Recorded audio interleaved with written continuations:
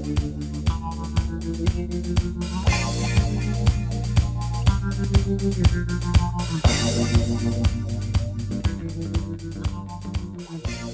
guys, konten baru dari Dominate karena kita bakal ada sebuah rilisan spesial dengan salah satu band terkeren di Jakarta. Please jangan sebut orang tua. Enggak. Band terkeren. Band tua. Mungkin kalau kalian udah tahu Mas Eka gitu kan, Brandals atau Ziggy Zaga, tapi ternyata bukan, karena di beberapa minggu ke depan kita bakal rilis kolaborasi kita dengan Waiting Room. Siap. Jadi ada Mas Eka di sini. Oke. Thank you udah ngundang. Thank you Mas Eka buat waktunya. Yes. Bisa kesini. Mungkin ada yang udah pernah dengar, tapi kalau yang belum denger bisa langsung follow IG saya @ekaana. Nama-nama follow. Boleh, bener dong. Ngobrol-ngobrol dikit kali ya Mas Eka ya. Boleh dong, Ya, iya. buat maksudnya biar karena gue dan tim Dominate tuh sangat menyukai Waiting Room dan lu di era Waiting Room gitu. Jadi Iya. mungkin kita di sini nggak kurang sesuatu lah kalau maunya cuma rilis kaosnya doang tapi tanpa orangnya kan ngasih tahu gitu apa message-nya di baliknya, karena memang biasanya kalau kita membuat suatu kolaborasi pasti ada ide tersebut harus kita sampaikan kan. Jadi makanya di hari ini kita coba untuk ngedeliver hal tersebut gitu. Yeah. Dan kebetulan ada lu juga sebagai founder dari Waiting Room, jadi ada beberapa hal sih yang pengen gue tanyakan sih. Kita bisa mulai kali ya Mas Eka ya? Bisa. Sebenarnya ada misalnya ada si Buluk nih kalau ngomongin WR kan, cuma tokai lo Bu. Udah janjian cuma batalinnya hari. Apa deh? Jadi kita cover Mas Eka ya. Jadi mungkin bisa diceritain posisi lu di Waiting Room Mas Eka di era itu seperti apa gitu. Flashback. Ya, kalau dari gua kebetulan tuh cuma ada di formasi satu sih kalau Waiting Room di album pertama, album Buaya Ska disebutnya karena self titled sebenarnya, tapi karena cover Buaya disebut album Buaya Ska. Di situ nyanyi bareng Buluk vokalis, dan iya pretty much dari day one sih, bahkan dari pre Waiting Room tuh sebelumnya bersama dengan orang-orang yang sama gitu. Awalnya kita ngomongin tentang tahun 94 ya, anjir tua ya. Makanya nggak rela lagi tuh gue di dulu. Ada yang belum lahir aja. Tapi ya dari tahun segitu sama teman-teman kumpulnya di studio Octave, mungkin udah terdokumentasikan di berbagai channel kali, tapi gue ceritain secara singkat ya, ngumpul di satu studio di Salemba namanya Octave. Itu kulminasi dari berbagai SMA di Jakarta Pusat. Gue dari SMA 68, ada beberapa teman dari SMA 27 di Mardani. Kumpul di studio itu dan kita gabung. Gue awalnya banget tuh bawain Pearl Jam, lagi eranya alternatif dulu ya. Stone Temple Pilots, Soundgarden, yang gitu-gitulah. Terus gue mulai pelan-pelan gue racunin nih anak-anaknya. Gue lebih suka ke Fugazi dulu. Kayak gitu. Lu tau Fugazi tapi dari mana Mas Eka? Dari Young Offender. Komunitas Young Offender. Gue dari 92 lah mulai nongkrong sama tuh anak-anak bareng teman-teman dari Pesel Air. Kalau bisa disebut orang-orang yang membentuk pendidikan musik gue itu anak-anak Young Offender itu sama anak-anak Pesel Air. Jadi gue kenalin. Berarti YO juga? Ya dulu nongkrong lah sama mereka. Jadi didik di situ, banyak tahu band-band Obscure, dikasih tahu sama mereka, gue dikurasi, gue dididik untuk jadi musisi fasis. Dalam artian diajarin mana yang keren, mana yang katro, gitu ya. Jadi diajarin lo gimana ya di situ kita dikasih tahu bisa ngendus dari jauh band yang real sama yang enggak. Oke. Kayak gitu. Mulai dari dandanannya, musiknya, konsepnya gitu kan. Jadi gue mulai kenalin nama mereka, salah satu adalah Fugazi gitu. Terus gue pengen tanya deh, berarti pas itu Young Avenger tuh kan udah kebentuknya udah lumayan solid kan waktu itu ya. Kalau itu era Metallica yang kerusuhan itu kan, berarti lu setelah era itu Metallica. ikut gue. Oh lu ikut waktu Metallica rusuh itu lu ikut? Iya, tahun 93 ya, nggak salah. Gitu. Beberapa kayak gitu. Cuma gua waktu itu mohak-mohakan tahun 92. Jadi kan nggondrongin dulu, terus di skin dalam ya. Di skin dalam biar bisa dicokin gitu kan. Cuma suatu saat gua lagi pelajaran olahraga sama guru gua, rambut apaan tuh sih coba lo, kata begitu lo, apa rambut apaan, langsung jebret di botak gua akhirnya. Jadi pas lagi waktu di Metallica botak. Anyway, ya jadi dari situ sih kenal banyak musik underground, obscure, yang nggak bakal lo dapet di mana-mana waktu itu. Dari leadernya si Ondi namanya. Itu orang banyak jasanya sih buat kita gitu ya. Terus ya gue bawalah ke teman-teman di waiting room ini. Gue bilang, lo tau nggak Eddie Vedder tuh dengerin ngefans berat sama Fugazi, gue bilang kayak gitu kan. Jadi lo mesti dengerin. Kena tuh, wah anjing keren ya kayak gitu. Akhirnya kita mulai nge-cover Fugazi di situ.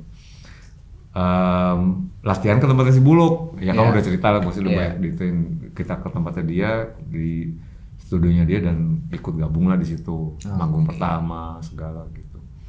Tapi ngomong, kan dulu internet nggak ada ya Mas Eka? Ada. Lu ketemu sama anak-anak Young Avenger di mana? Dari nongkrong-nongkrong, gue satu SMA sama anak-anak PSOR kan. Oke. Gue di SMA 68. Itu angkatan gue, di situ ada Pepeng Naif. Ada Nyoman Planet Bumi, ada si Taba, anak PSOR pada 68 semua lah. Sorry si gitarisnya kecuali anak Timur, si Arya. Terus ada Ricky Seringai, tapi di bawah gua. Sebenarnya dia satu angkatan, cuma ngulang setahun. Karena pindahan dari Malaysia kan dia tuh. Ke tempat gua. Siapa lagi ya? Desta, seangkatan Ricky. Marini Zumarnis. Bintang sinetron sama bulan, siapa lagi? Gitulah pokoknya banyak bakatnya gitu. Nah terus gue dibawa sama anak PSOR ke tongkrongan situ dan mereka kayak Young Avenger di Slamet Riyadi, dan mereka dulu tuh udah aktif band-band yang ada di situ, Submission, Generosity, Wondergel itu udah aktif manggung di regular night namanya Black Hole di Voila Diskotik Gedung Patra Jasa Gatot Subroto tiap Jumat malam. Jadi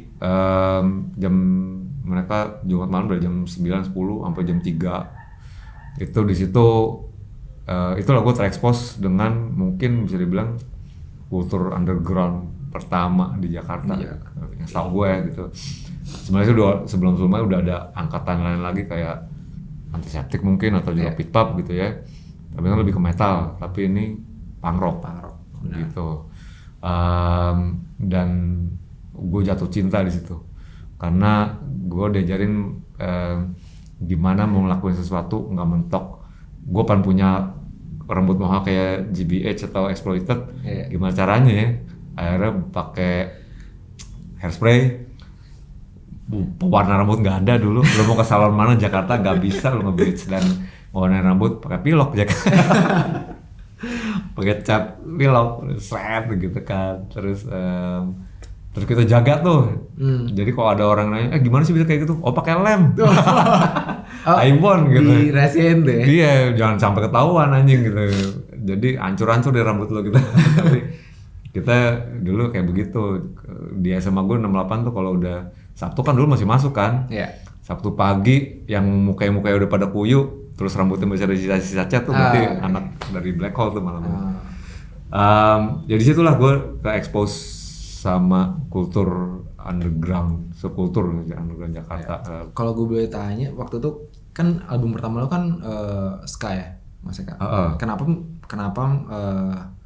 di Self Titled tuh Waiting Room itu ngambil genrenya ska? Maksudnya Fugazi kan hardcore lah ya, post hardcore lah ya gitu kan. Tapi di Self Titled lu tahun berapa ya? 98 ya? 97 ya? Kenapa lo ngambil genrenya ska? Kalau menurut gua Waiting Room itu salah satu band yang tampil dengan konsep ska. Di beberapa komunitas skinheads lokal di Indonesia udah ada Six Stars waktu itu, ada sekali mungkin udah ngebawain ska juga ya. Tapi setahu gua, mungkin gua bisa salah, yang pertama di album Waiting Room. Dan konsepnya ska-core waktu itu. Itu manuver dari Fugazi ke konsep tribute Fugazi ke ska terjadi karena gue lagi suka dengerin ska. Sebenarnya ska juga gue dengerin kembali lagi-lagi ke komunitas Young Offender. Di situ ada si Only dan Udet namanya. Orangnya baru aja almarhum minggu kemarin. Jadi dia dia yang si Udet ini sempat tinggal di Amrik gitu. Kalau mau ini sebenarnya di situ mereka disebutnya anak kolong, anak jenderal. Karena sama dia kan komplek ABRI ya, gitu. Ondi itu anak kolong, bapaknya angkatan. Begitupun Udet gitu. Jadi punya privilege ke luar negeri dan dapat beli atau dikirim gitu. Dari situlah kita dapat banyak yang aneh-aneh gitu yang ada di Indonesia, dapetnya di situ. Gue dengar ska dari Udet gitu. Apa tuh? Dia bawa kompilasi, lupa gue, pokoknya British ska tapi sama satu lagi Mati-Mati Bostons, Don't Know How to Party, satu lagi Voodoo Glow School, gitu. Tapi nggak boleh dipinjem, jadi kita cuma bisa dengerin di tempat kayak gitu. Itu nunjukin habisin album dong gitu, dinungguin gitu. Iya, nunjukin betapa lu ngejaga eksklusivitas resource yang lo punya. Lu nggak sembarangan ngasih orang, nih gue kasih pinjam, kagak bisa aja. Lu mesti kalau sama dia tuh dilihat dulu, lo pantas nggak gue pinjemin gitu. Sampai kayak begitu. Kalau misal katro nggak mau deh gitu. Jadi emang ada itu sih, ada proses inisiasinya di situ gitu. Jadi lo ngoper materi itu nggak sembarangan di sana tuh, karena kita nggak mau diluted gimana ya, nggak mau nyebar begitu aja. Gue denger sekali dari Udet pertama tahun 92 itu. Tapi gue tapi gue nggak terlalu into paying attention gitu ya. Ih kocak nih kok, kayak diulang-ulang kecat kayak gitu kan. Terus di album itu juga si Mati-Mati Boston lagi era di mana mereka pakai plate. Terus lebih kayak band sirkus kan, main-main rame-rame, trompet gitu. Nggak connect gue waktu itu, tapi lebih connect ke ya band-band lain, Fugazi particularly gitu kan, karena gue demen hardcore crossover. Tapi si Fugazi, gue tau yang make di Manorta, tapi anjing kok di Fugazi bisa seperti lamban begini dan nge-groove gitu. Penasaran gue kulik ada gitu kan, dan gue bawa ke Waiting Room. Pas lagi sama Waiting Room di tahun 95 pecah gelombang wave kedua ska di Amerika. LA ska kan, California ska. Masuk band kayak No Doubt. Yang gue inget dulu Tragic Kingdom gue dapet sebelum gede di Indonesia. Gue udah dapet, gue berpacaran dulu sama anak arsitek Trisakti. Kakaknya tinggal di Seattle. Jadi dia ngirim-ngirimin CD, kaos. Tren musik anak Jakarta dulu dibentuk mana anak orang kaya. There's no two way about it gitu. Lo ngomongin underground asalnya dari anak kelas atas kayak gitu. Jadi dibentuknya sama orang middle upper class gitu. Sampai sekarang kalau menurut gue. Jadi gue dapat dari kakaknya kayak gitu kan. Rancid, Out Comes the Wolf. Ada White Shoes, White Cadillac. apa dulu? Time Bomb. Iya, Time Bomb. Iya, gue dapet singlenya, gue dapet kompilasi K-Rock dulu, ada radio di LA namanya K-Rock. Di situ ada 3 band sekali di situ yang itu Rancid, No Doubt, sama Goldfish. Oh Goldfish ya? Apa ya? Lupa deh. Goldfinger. Goldfinger. Terus apa lagi ya? Suicide Machine. Oh, oke. Itu. Jadi anjing nih kok langsung berbarengan gitu keluarnya gitu. Oh ini yang gue denger waktu masih Udet gitu kan. Di tahun 92. Gue mulai nyari tuh. Lu bayangin di tahun segitu internet masih kebatas, gue mesti nyari musik ska. Iya, itu gitu. Dari mana? Ya dulu ada kantong-kantong majalah impor di Jakarta yang cuma di beberapa tempat. Ada Rubino namanya, tempat beli majalah. Oh udah nggak ada sekarang. Mungkin daerah sekarang di Melawai, Gajah Mada Plaza, sama mana lagi? Ada 3 tempat pokoknya tuh. Lu beli majalah impor di situ. Rolling Stones, Hit Parader, Metal Age, Circus, Rip, Spin, ada semuanya pokoknya. Ketahuan. Oh juga yang main peran penting tuh majalah Thrasher sama Transworld Skateboarding. Lu main skate? Skate dulu, di Young Offender itu. Jadi dari majalah-majalah itu, dan gue aware kalau wah ternyata ada pergerakan ska di Amerika. Gelombang kedua dengan formulanya mereka gitu. Ya dari situ gue nyari ke Duta Suara, nemu kaset macam di Boston. Question the Answer yang gambar kaset kuning, gambarnya taksi. Iya. Mobil polisi Boston. Gue denger anjing keren nih, gue bilang gitu kan. Gue energik, terus mereka di situ menurut gue udah band yang berbeda dari Don't Know How to Party. Don't Know How to Party itu masih agak raw, tapi si Question the Answer udah lebih terkonsep, lebih dikompres dan lebih menurut gua udah di polish lah ya. Polish gitu. Mereka udah di Mercury dulu labelnya namanya. Udah major label. Wah gila, gua kena banget di album itu. Gua bawa kan anak Timur. Lo dengerin nih, keren. Di Amerika lagi gede, gua bilang gitu. Gua pertama kasih Buluk, kedua kasih Juan gitarisnya. Kalau tuh 2 orang udah doyan, udah kelar semuanya pasti ikut. Kayak gitu. Jadi gua denger, wah anjing keren nih kayak gitu. Yuk kita bikin kayak begini. Mulai eksperimen kita sama musik itu. Nah, itu di 95 96 tuh. 96 ya? Terus album kedua lu kan ini kan self titled-nya, terus ke propaganda. Di era propaganda itu kan shifting lagi tuh, Mas Eka. Tapi ya setahu gue juga kan, gue juga maksudnya gue ngefans dengan Waiting Room dan gue ngefans juga dengan lu gitu kan. Gue tahu gitu kayak waktu itu lu sedang studi di Aussie kan. Tapi waktu di album kedua itu apakah ada itu kan berubah musik kayak jadi ada acid jazznya, terus hip hop, R&B, ada R&B-nya itu ada pengaruh dari lu juga, terus kontribusi yang lu buat untuk di album propaganda itu kayak gimana tuh maksudnya? Jadi peran gue ya, maksudnya kontribusi gue di album itu ya, karena memang sebenarnya. Dan kenapa bisa seperti itu gitu dari yang transisinya gitu? Iya. Kenapa memilih itu gitu? Proses atau era manuver itu juga gue masih ada di Waiting Room waktu itu. Setelah rilis album 97, ketemu sama anak-anak Pesol Air lagi. Oh, oke. Anak Pesol Air lagi. Mereka bukan Manchesteran ya waktu itu? Iya. Mereka selalu British influence ya. Iya. Saya ingat gue dulu Stone Roses baru aja ngerilis Second Coming dan mereka langsung udah bener-bener nyerap tuh. Dan itu album fenomenal banget karena album ditunggu-tunggu banget.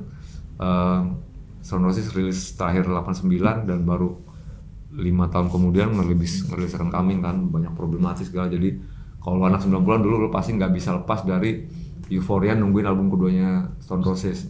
Begitu keluar anjir gila lebih explore lagi. Mereka lebih jadi blues influence. John Squire lebih dengerin Jimmy Page, pengen jadi Jimmy Page dari situ. lebih groove, lebih dark, lebih ya lebih hitam lah. Gitu kan, lebih black. Di London mid 90s ada satu label namanya Acid Jazz. Oke. Oh iya, gue tahu. Lagi gencar-gencarnya ngeproduksi album mereka. Yang ada di situ Mother Earth, Brand New Heavies, Corduroy, James Taylor Quartet kayak gitu. Jamiroquai, walaupun dia bukan di acid jazz ya, tapi ada gerakan baru acid jazz itu. Dan ya udah mereka nyari-nyari CD-nya, order ke Duta Suara. Dulu yang namanya kalau ngomong order sekarang 3 bulan kemudian baru datang. Kayak gitu. Jadi mereka ngorder di situ album-album yang mereka beli, didengerin, wah anjing rupanya kayak begini ya, kena juga ke gua. Kayak gitu. Dan gue dengerin dulu Jamiroquai sih yang gue kena. Emergency on Planet Earth sama Return of Space Cowboy. Itu album respectively 93 94 keluarnya. Tapi baru nyampe ke kita di 95 96. Kayak gitu. Gue lagi doain-doainnya itu di saat Waiting Room lagi rekaman WSK. Jadi gue lagi udah kepala gue di mana lagi tuh. Kayak gitu. Terus kembali gue racunin si Juan pertama, karena Juan itu gitaris si Waiting Room, pecinta Hendrix. Gue bilang gak mungkin anak gak kedoain ginian. Dia cinta Hendrix, dia cinta Stevie Wonder. Lu dengerin nih gitu si Jamiroquai. Anjing band apaan nih dulu gitu kan. Album si Emergency on Planet Earth itu monumental banget menurut gue, karena ya kembali merubah landscape ya musik, terutama di lokal di sini. Apalagi pas dia keluar yang album ketiganya, album breakthrough-nya Traveling Without Moving. Ada Virtual Insanity di situ, Cosmic Girl gitu, meledak di mana-mana. Gua sama Juan jadi poros di Waiting Room, racun yang lain kena lagi. Kayak gitu. Ya udah, kita udah mulai bergeser lagi ke situ. Dari ska berarti ke Black music. Gue eksplorasi lah di situ. Gue dengerin Hendrix, dengerin 70 Strokes, Psychedelic, acid jazz juga. Yang akhirnya ngerembes ke materi-materi barunya Waiting Room di album Propaganda ini. Walaupun kita masih bawain cover-cover, awalnya pasti cover dulu. Oh, jadi pas manggung pasti bawain cover? Kita ada masa di mana dulu bawain lagu-lagu Waiting Room yang kita lambatin dan kita groove-in, kita reggae-in. Terus dicampur sama funk dan jazz. Percaya apa enggak? Kita mulai nyusupin I Feel Good, James Brown, apalagi waktu itu ya, yang I Got Soul with a capital S, Tower of Power. Itu di lo manggung di mana aja? Di M Club, Blok M, Classic Rock Stage, Cafe. Gue dulu sempet reguleran di situ. Gue bikin band namanya Anak Pelangi sama beberapa anak Waiting Room. Khusus ngebawain Rolling Stone, Jimi Hendrix, gitulah ya, yang saya lihat. Jadi hippies gue. Bonjes. Itu berarti di tahun 98. Sebelum Soeharto tumbang. Apa? Sebelum Soeharto tumbang berarti. Itu tumbang apa? 98 kan berarti era sebelum Soeharto tumbang. Iya. Oh iya. Sebelum era Soeharto tumbang berarti ya. Sebelum Mei ya. Iya, itu ngelaluin kulminasi berbagai macam momentum politik sih gitu. Itu tahun penting tuh. Tapi nggak tahu kenapa waktu itu, karena di tengah drug haze-nya gue, itu kayak apa namanya, kita dulu lebih kena teror sih, lebih ngerasa terornya. Dia kan rusuh segala macam kayak gitu. Ada pergantian ini ya, presiden. But anyway, secara musically itu kita laluin. Akhirnya kita mulai bikin lagu-lagu yang pada akhirnya berakhir di propaganda, walaupun masih ini ya, masih cover. Kita pernah diserang anak skinhead dulu di poster gara-gara dari ska ke iya itu pertama. Kayak scene zaman dulu kayak gitu kayak begitu. Oh itu narrow minded tribe war men. Oke. Lu nggak bisa dandan punk rock jalan-jalan ke Blok M dengan aman. Oh, karena metal isinya. Ketemu anak metal, ketemu anak skinhead kayak gitu. Dulu bentrok-bentrokan satu sama lain gitu. Jadi ya kayak begitu. Dilihat dari tongkrongan lu bisa aja digebukin gitu. Jadi ya kayak perang suku gitu kan. Dan kita dulu ngalamin fase transisi itu. Kita diinterview sama majalah Hai, ditanya apa definisi ska buat lo, dan kita jelasin kalau Waiting Room skanya banyak formulanya, ada funk, ada R&B, ada hip hop bahkan gitu, hardcore gini. Jadi berakhir di sini ditulis ya, menurut Waiting Room ska adalah musik yang pencampuran antara ini. Nah, anjingnya gue bilang lu berantakan banget sih gitu kan. Dibaca sama anak komunitas skinhead itu. Diserang lah pokoknya kita di poster. Diserang tuh maksudnya pas manggung di samperin. Gue manggung di depan skinhead semua Jack. Udah tempur semua ngeliatin mukanya gitu kan. Begitu lagu pertama Dreng, abis tuh botol. Waduh. Lagu album kedua, album pertama. Album pertama. Setelah rilis setahun kemudian. Gitu. Abis tuh, wah hujan botol, sampah segala, air kencing yang diplastikin segala macam gitu kan. Anjir kenapa nih ya, gue bilang gitu. Salah kita apa ya gitu. Gue udah immediately dengan udah hancur sih, gue bilang gitu. Gue pakai cut bray, nyeker, rambut ini, baju tie dye. Si Buluk lagi terobsesi sama Henry Rollins waktu itu, jadi cuma pakai celana pendek doang. Drummer gue juga hippies, si Chen dulu gitu. Terus udah macam-macam lah. Gitaris gue pulang kerja pakai kemeja gitu. Jadi udah nggak beres lah. Abis tuh gue diserang sama anak sekali dulu gitu. Kita rekonsiliasi, kita anak-anak sekali dulu. Kita samperin ke tempatnya, ke studionya. Kenapa sih gue mau ngeberesin nih, maksud gue ini. Lu ngomong apa di majalah nih gitu. Gue bilang ya itu udah ini misprint lah. Akhirnya kita rekonsiliasi udah beres gitu. Cuma ada masanya kayak gitu, transisinya kita melewati masa itu. Gue cabut ke Australia, mereka nerusin bikin materi ini. Dan menurut kita nih di Dominate tim album propaganda kan, terutama buat gue personal gitu, karena gue juga yang mendesain Dominate gitu ya, saya Dila dan Naya gitu kan,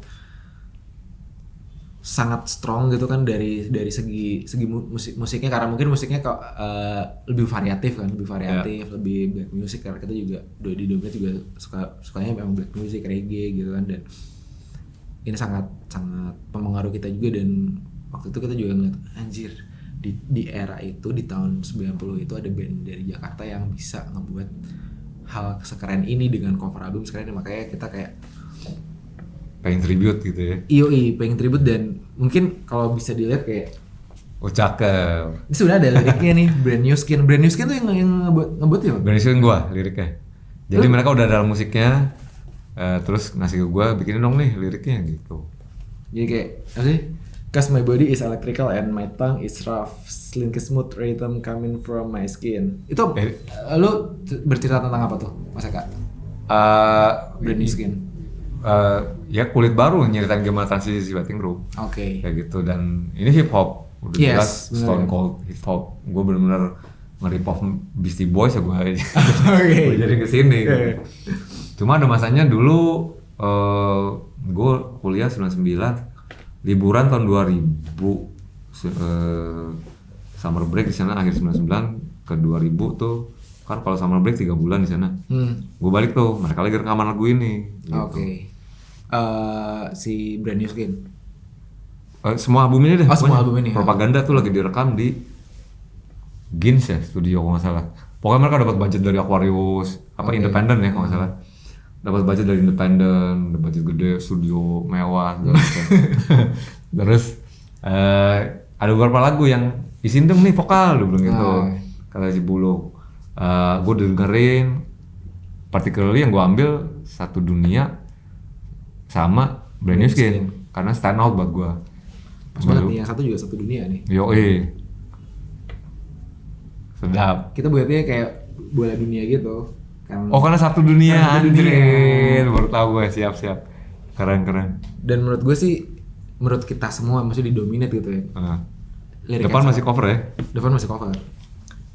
Vincent tuh, zaman dulunya. Nanti kita bahas kan. Iya.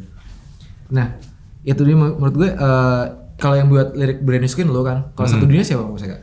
Sama gue juga. Lo juga. Karena gue milih 2 track itu. Yang ini 2 gue bikin deh, gue begitu. Gue bawa ke rumah, gue dengerin, bolak-balik terus gue mulai scribble pelan-pelan. Jadi gue bawa ke studionya, lalu gue direct tuh. Dulu kan udah ada pengganti gue si Suryo Nano namanya. Oh jadi vokalisnya tetap 2? Tetap 2. Oh, oke. Dia si Buluk bawa temen SMA-nya si Suryo Nano, MC Enola kalau di album tuh namanya MC Enola. Terus kan udah ada beberapa yang udah hip hop formatnya, saut-sautan mereka. Terus sebenarnya gue waktu itu gue denger udah jadi tuh, ada beberapa yang udah diisi. Gue bilang Bul, sayang banget ya kalau sebenarnya ini bisa dijadiin, lu bisa melodi nyanyinya instead of hip hopan gitu. Ya udah jadi mau gimana aja katanya. Ya juga sih. Tapi yang 2 ini masih kosong makanya. Ada beberapa yang masih kosong tapi yang 2 ini yang Satu Dunia sama Brand New Skin yang paling stand out yang gue ambil. Cuma udah ada Suryo di situ, makanya pas gue bawa pulang, gue bawa lagi ke mereka terus gue direct nih pembagiannya begini ya. Yang Brand New Skin ABC kita bertiga ganti-gantian gitu. Terus ya udah dieksekusi rekamannya dulu di bukan di Gins, album ini bukan di Gins, di Studio 18 punya Levi The Fly. Album musik baru di Gins yang ketiga gitu. Jadi album ini di studionya Levi basis The Fly di Manggarai, karena masih teman juga. Jadi mereka punya kebebasan untuk explore segala macem, dan gue datang ke situ dan kita take, jadilah si 2 lagu ini gitu. Satu Dunia ceritanya lu dapat ide atau enggak juga cuman gue dulu kalau Brand New Skin kan kayak emang kulit baru kan. Iya, kayak reintroducing ini material baru nih gitu. Satu Dunia tuh bisa jadi kayak self statement juga karena gue baru balik dari Australia setahun. Katanya rambut lu kayak Prodigy ya? Iya. Itu gue ngalamin culture shock sih udah jelas. Gue kayak anjing ternyata dunia barat kayak gini ya. Kayak gimana tuh? Iya gue benar-benar jadi cultural sponge, menyerap semuanya di sana. Gue masuk sekolah seni lu bayangin aja gitu kan. Walaupun mungkin lebih steril dan gak seliar IKJ gitu sini ya. Cuma gue di situ lebih mendalami lagi subkultur yang waktu di Jakarta SMA sama yang Offender sama ini, gue istilahnya cuma second hand experience. Dalam artian gue cuma dapetin dari kaset, CD teman-teman, oper-operan, kadang-kadang fotokopi kan gitu kan, ngopi-ngopian. Dan kita cuma sebenarnya lebih kayak audience ya, kayak penonton aja, spektator gitu. Tapi di sana gue tepat berada di tengah pelaku-pelakunya pertama, kedua pergerakannya. Gue pertama kali berada di tengah komunitas goth rock, gothic.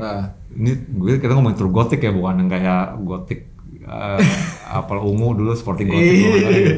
Tapi ini benar-benar like true goth yang kayak Sioxi gitu. Yoi, di kampus gue banyak dulu anak-anak cewek gue tuh paling seksi, paling pinter, paling seksual, terus paling dingin, paling kece, habis-habisan kecenya, pokoknya dingin. Cuma gue anjing ya, gue tata gede-gede terus pakai fishnet kayak gitu, anjing deh pokoknya.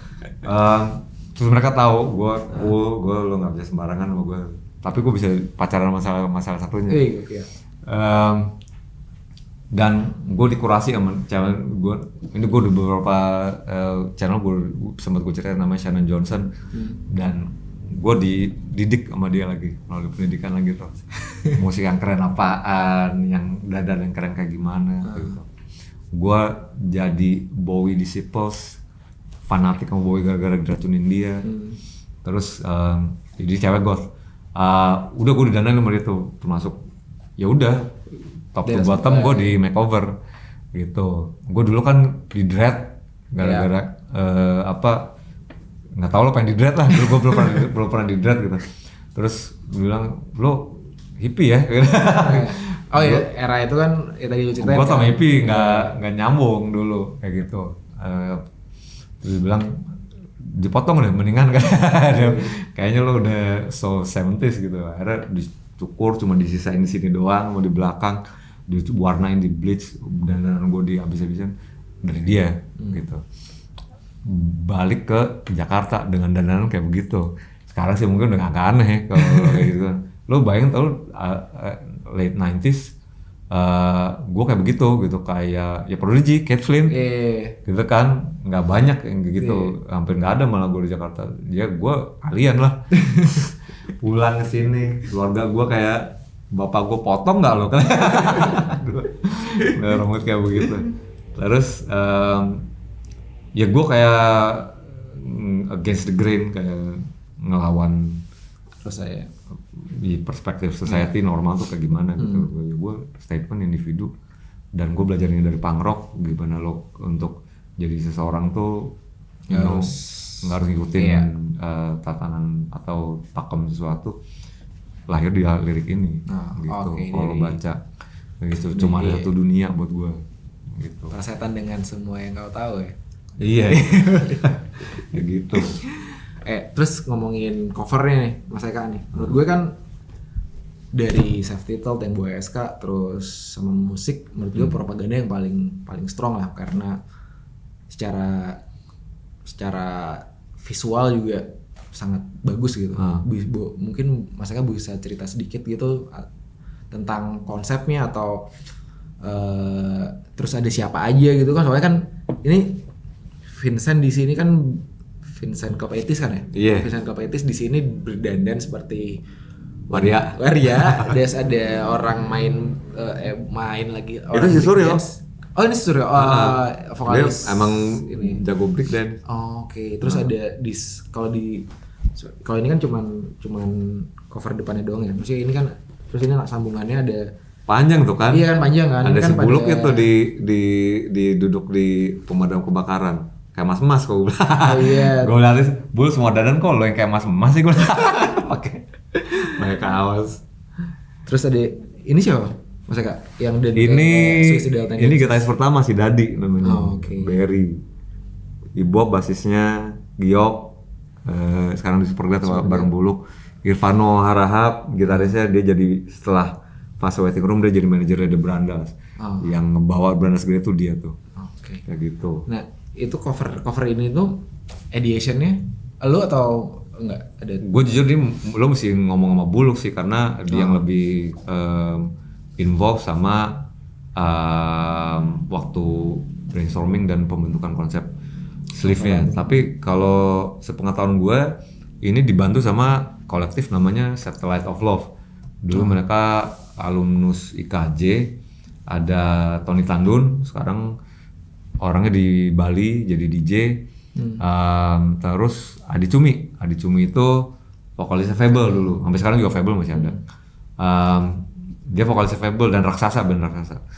Jadi mereka berdua tuh yang create, dan dulu mereka duo ini sempat jadi langganannya Aquarius Records. Okay. Jadi udah ngegrindin covernya Rumah Sakit, mereka yang bikin covernya, pokoknya band-band independennya Aquarius tuh kebanyakan mereka. Begitupun band yang gedenya, Potret lah, apa lagi ya, banyak deh pokoknya, Betrayer kalau nggak salah dulu. Jadi mereka yang nge-eksekusi. Maksudnya kayak kalau musik kan kayak cewek yang lagi ngegigit, ya kan? Kalau cewek musik kan cewek gitu nih. Kalau ini kan lebih street. Yoi, lebih street. Maksudnya di era itu gitu kan Itu di Jalan Veteran nih. Ada makanya gue nggak sebenarnya nggak terlibat dengan konseptualnya gimana gitu. Cuma menurut gue ngepas banget sama konsep si album hip hop, street culture, street influence lah ya gitu. Mereka berusaha nunjukin si Dadi main skateboard, walaupun gue yakin dia nggak main skateboard sebenarnya. Si Ibob kayak skinhead gitu kan. Kalau Nano ya gue tahu dia breakdance gitu. Si Bulkus sebelah sini nggak tahu kenapa kalau di Pemadam Kebakaran ya. Jadi dibikin soal poster-poster gig gitu, album rilis gitu. Jadi nge-capture lumayan, menurut gue lumayan keren sih, nge-capture spirit si album. Black and white lagi kan. Iya. Ada Vincent jadi waria kayak gitu. Ini stroke of luck banget dalam artian yang punya ide nampilin dia jadi cewek ini jenius banget sih. Tadinya dia mau dipasangin berdua. Kalau lihat sleeve-nya ada sebenarnya kalau di Instagram Waiting Room lo lihat ada satu orang yang bajunya pakai overall skin tight cuma segini, onesie gitu, botak orangnya, terus dia begini nih di fotonya tuh. Namanya Reza Adiwijaya, ini teman kita udah almarhum, teman dekatnya Buluk, agak sakit orangnya, tapi rest in peace, dia salah satu yang banyak bantu kita juga lah gitu. Tadi mau dipasangin sama si Vincent nih, suruh cipokan apa kalau nggak salah. Dan gua kalau nggak salah udah ada beberapa shotnya tapi nggak dirilis. Karena terlalu beyond ya dia. Kayaknya mah akorisnya nggak mau disetujuin kayak gitu. Mungkin sedikit cerita juga sih maksudnya kakak ya. Kenapa kita juga memilih bekerja sama dengan Waiting Room dan di album Propaganda ini karena menurut kita itu tadi sih. Mungkin kalau main sekarang banyak banget yang keren kan menurut tadi musisi-musisi sekarang yang keren. Tapi menurut kita dominate atau scene Jakarta atau scene Indonesia saat ini tidak akan pernah menjadi seperti ini gitu kalau nggak ada Waiting Room gitu, nggak ada Lung atau tidak ada Young Offender. Iya dong, maksudnya kayak sepatu kurang berapa ya? Gua kirim. Terima kasih ya. Tapi benar maksudnya kayak kenapa ini adalah alasan kenapa kita membuat koleksi Dominate kolaborasi dengan Waiting Room karena mungkin banyak konsumen Dominate itu yang memang umurnya jauh di bawah gue ya, apalagi di bawah lu gitu kan, lebih jauh lagi gitu. Dan mereka maksudnya gue nggak pengen kayak kita nggak pengen ini jadi missing link gitu loh, antara Waiting Room terus band yang sekeren itu dengan konsep yang sekeren itu di tahun itu gitu tiba-tiba hilang, bukan hilang ya, tiba-tiba tidak relevan lagi sama anak-anak sekarang, padahal hal tersebut menurut kita di Dominate sangat relevan gitu. Waiting Room adalah menjadi sebuah patokan subkultur ini gitu di Jakarta, terutama di Jakarta ya dan Indonesia lah. Dan hal ini harus menurut Dominate harus dibawa ke level yang baru gitu untuk jadi ternyata dulu di Indonesia di tahun 90 ada band yang ngebawain acid jazz yang sekeren itu, yang bisa ngebawain musik kayak satu dunia gitu kan. Di era itu ternyata sudah ada gitu dan ya beruntungnya thank you banget Mas Eka dan Waiting Room bisa mau bekerja sama Dominate. Dan kalau mau transfer BCA nomor 54 gue. Jadi koleksi ini alhamdulillah banget udah bisa, walaupun prosesnya agak panjang ya Mas, kayak kita ngobrol lumayan lama dan gue juga Dominate melalui 2 gelombang pandemi. Iya, ngeliatin dua gelombang pandemi gitu kan, develop gitu kan, dan akhirnya jadi t-shirt ini. Gue udah warnanya sih gila, birunya nih, biru blau kalau kata orang Betawi bilang. Semoga ya semoga laku, cuan dan market gue juga bisa lebih lebih digging lagi tentang Waiting Room. Mungkin ya mungkin kan sekarang Waiting Room terkenalnya kan mungkin ya anak-anak seumuran gue, jadi mungkin marketnya dominate juga lebih digging lagi tentang waiting room dan ya being proud aja sih, kayak ternyata di Indonesia ada sih yang band sekeren itu gitu di era itu gitu. Iya. Tapi kalau dari lu nya appeal-nya apa tuh? Apa ya Mas? Appeal-nya taruhlah waiting room gitu, dan dari sekian banyak kan dulu kan banyak ya band rilisannya di era itu, Rumah Sakit, Naif, dulu setelah kita ada Fanny Kopral yang gue ingat. Oh ya. Tapi kenapa particularly waiting room yang menurut gue sih perhatian? Karena ini sih Mas, dari segi kalau dari kita ya, dari segi musikalitasnya sih satu, jadi pasti musikalitasnya, karena di era itu ya kalau nggak yang kencang banget gitu kan, ya yang alternatif banget, tapi waiting room nggak di kedua itu. Itu kan ya tadi kayak acid jazz terus campur dengan black music gitu kan, dan itu ya kena banget sih di kita sih. Tapi gue mau nanya deh, dari pandangan generasi lo ya gitu, buat kayak orang-orang kayak gue, Buluk gitu kan, Jimmy, kan maksudnya satu lintingan ya, satu level gitu. Lo ngelihat kita kayak udah dinosaurus belum sih? Karena gue jujur, maksud gue kayak anjing, gue apakah gue masih pantas ya maju terus, menurut gue produce, dan yang ini satu lagi yang jadi pertimbangan kita, yang jadi buat gue sih at least ya, gue takut cuma nge-repeating diri gue sendiri. Oke. Kayak gitu. Jadi menurut lo band-band kayak Brandas atau Upstairs atau Superblack kayak gitu, apakah kalau buat lo apakah mungkin gue bukan masih terus maju apa enggak ya, mungkin maju sih maju aja, cuma apa yang mesti kita perbuat? Kalau gue mungkin kalau buat dominate dan gue pribadi gitu ya, kita jarang dengerin musik baru gitu. Kita jarang dengerin musik karena menurut kita musik semua orang bisa bikin musik yang bagus gitu Mas. Apalagi di era sekarang semua orang bisa buat musik yang bagus karena gampang banget kan. Tinggal buka laptop, produce musik, ya udah. Tapi mau ngebuat suatu legacy kultural gitu, itu yang sangat susah. Dan menurut dominate yang kita angkat tuh bukan tentang musiknya, tapi tentang legacy kulturalnya sih Mas. Jadi apa yang lo perbuat itu bukan semata-mata tentang musik, tapi itu lo ngebuat sebuah subculture gitu loh. Dan di situ yang coba kita angkat, bukan sisi musikalitasnya, tapi lebih dari sisi kulturalnya. Jadi impactnya dampaknya gitu ya, dibawa sama apa yang kita bikin dan gimana pengaruhin ke generasi sekarang. Makanya menurut kita hal itu perlu disampaikan untuk ya konsumen dominate dan generasi yang, karena jujur gue nggak segitunya loh, dalam arti gini, gue bikin ini album dan kita tuh jujur nggak ada pikiran wah di masa depan album ini bakal iyalah nggak pasti, kagak ya. Branda juga kayak begitu gitu, bikin album pertama apparently monumental album buat generasi baru rock and roller sekarang gitu ya, tapi kita bikinnya ya gimana kita bikin satu sih yang memang gimana caranya biar beda sama yang udah ada gitu, bikin sesuatu yang belum pernah ada kayak gitu aja sih waktu itu yang pikiran gue at least ya, pribadi gitu.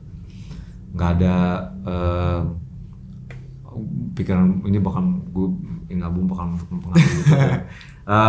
Gue tapi notice pertama kali album ini mulai ngucur ke generasi baru di tahun 2010. Banyak DJ lokal yang muterin lagu satu dunia, gitu. Anak-anak locker dulu, kalau tahu locker di belakang RSPP tuh, tukang mabok semua tuh orang. Kalau yang DJ siapa DJ-nya? Odek dan siapa lagi ya? Ada dua pokoknya. Itu mereka selalu ngedrop lagu satu dunia. Tuh gue bilang anjing, nih ada yang dengerin anak sekarang, katanya wah kak gue bodo amat ada yang denger tapi menurut gue ini lagu keren, dia bilang gitu. Jadi udah mulai diputerin, dari itu gue mulai aware, oh anjing ternyata ada appeal-nya ya, gue pikir cuma pas dirilis udah menguap gitu aja gitu. Enggak lah. Tapi ternyata menurut lo kenapa tuh bisa kayak begitu? Apanya nih? Ya makanya maksud gue kenapa ya, tapi mungkin karena ini dorongan, kalau gue lihat sekarang ada dorongan apresiasi historikal ya. Iya, kalau bilang iya, tadi ya. menurut gue sih seperti itu. Dan ya kan kalau lu buat kan memang secara musikalitas kan lu pasti ngebuatnya secara bagus, apa yang lu buat bagus gitu kan. Dan ya mungkin di era itu mungkin nggak, orang-orang nggak belum terbuka sekarang kan. Dan gue juga kita di Dominat menemukan hal yang wah anjir band ini keren banget ya, di era itu bisa membuat hal seperti ini gitu, dan berdampaknya bukan secara musikalitas aja tapi lebih ke kulturalnya gitu sih mas. Iya. Alhamdulillah lah. Pahalanya jadi banyak ya. Amin. Kalau dari Mas Eka sendiri kenapa nih mau berkolaborasi dengan Dominate? Jujur gue tahu Dominate itu dari Victor kan. Waktu itu mas ada brand nih lokal yang ngajakin Dominate kayak gitu, terus oke, boleh gue lihat katalognya dong gitu. Terus dikasih lah Instagram link dan juga websitenya. Terus gue yang pertama bikin gue impress, lu udah punya website. Nggak sembarangan band itu nggak sembarangan brand yang udah punya website kan. Gue ini proper nih, maksud gue nggak pertama, pasti udah lama. Gue gak tau bertahun berapa sih Dominate? 2013. Iya 7 years udah lama kan, udah lama panjang perjalanan. Juga yang gue pikir pas itu ya pasti brand lama nih, brand lama. Terus udah gitu dijalanin sama orang-orang yang udah ngerti bisnis. Dan artian lo udah sadar kalau brand lo harus punya rumah, kayak gitu. Jadi gue cek dan gue lihat koleksi fashion yang heavily influence dan heavily reference to street culture kayak gitu. Dan elemen-elemen yang lo ambil elemen-elemen yang benar kayak gitu. Dan maksudnya gue dididik sama anak yang offender untuk ngeliat mana yang katro, mana yang keren kayak gitu. Jadi mata gue udah bisa ngelihat kayak dari pemilihan font, warna, cutting baju, pola kayak gitu. Jadi ini brand keren gue begitu, karena gak sembarangan pasti dipikirin berbagai eksekusinya, gimana lo di representnya image wise kayak gitu. Lo nggak mau ece-ece. Gue sebenarnya nggak peduli brand kecil, brand gede, brand yang laku, brand yang masih baru startup. Tapi kalau misalnya udah kuat presence-nya dan karakternya, buat gue itu worth untuk disupport kayak gitu. Jadi itu sih pertimbangan waktu itu. Terus langsung gue wah Dominate, langsung gue tato aja di sini. Mulai tato lo.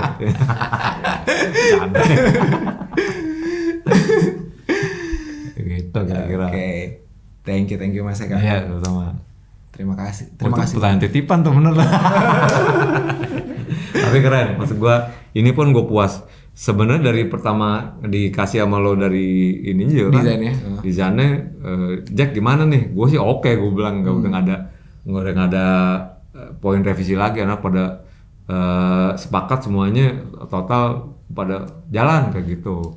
Thank you. Cuma gue gak tahu oke kan segala, cuma nggak lama. Tapi kan ngelaluin COVID juga kan, karantina, jadi emang semuanya pada di hold mungkin ya gitu.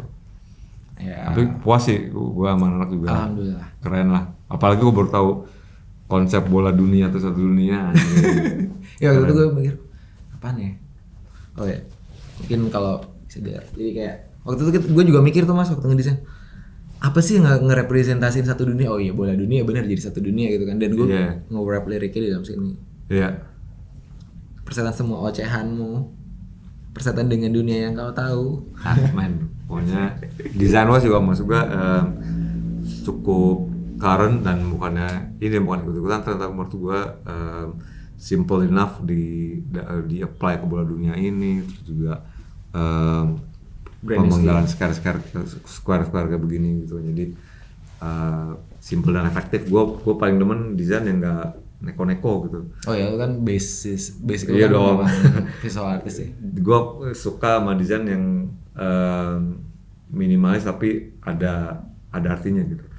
Nggak cuma ceplok sana sini, cuma rasa rame aja gitu. Gitu. Oke. Thank you banget Mas Siap, sama guys. buat waktunya. Sama-sama udah diundang Iya. ke sini, mudah-mudahan laku. Amin. Cukup dominate ya. Mudah-mudahan tetap jalan terus, sustain.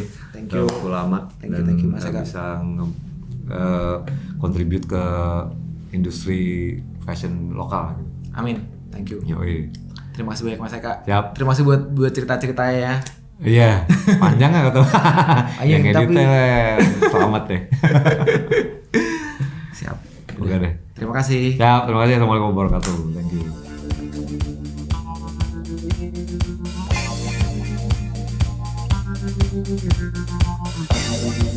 you.